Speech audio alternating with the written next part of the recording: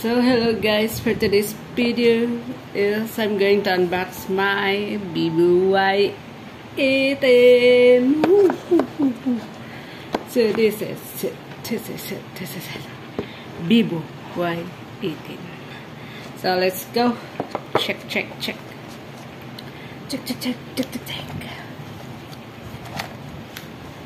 Okay, so here it is.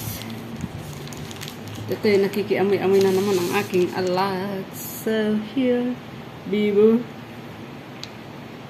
Y18.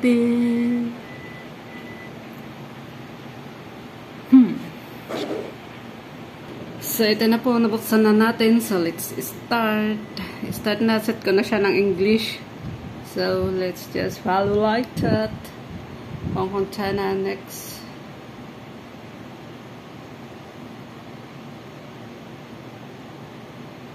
I have read and agree for the term search. Okay, so start searching. So, wala po tayong Wi-Fi na available, so hindi tayo magkukonek. Yan.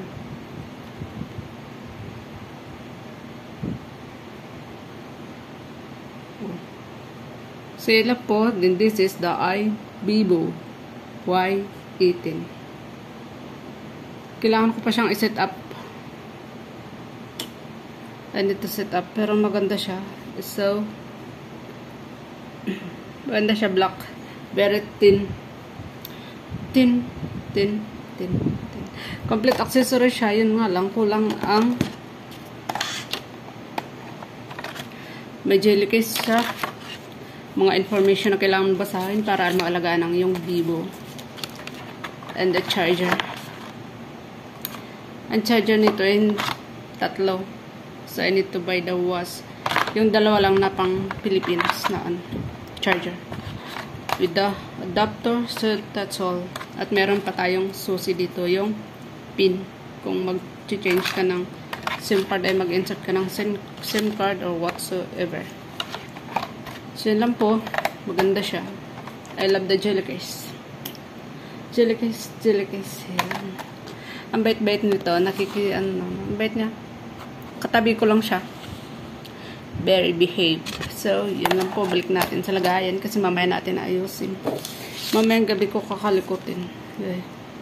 I need to turn off. Okay.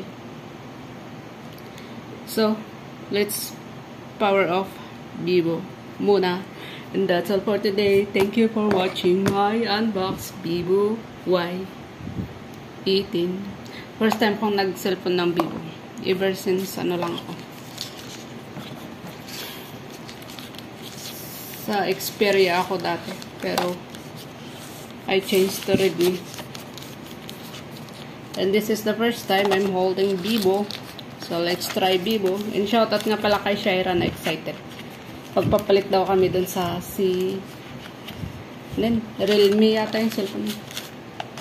Papalit daw kami. Well, that's all for today. This is Kaiser, your friend.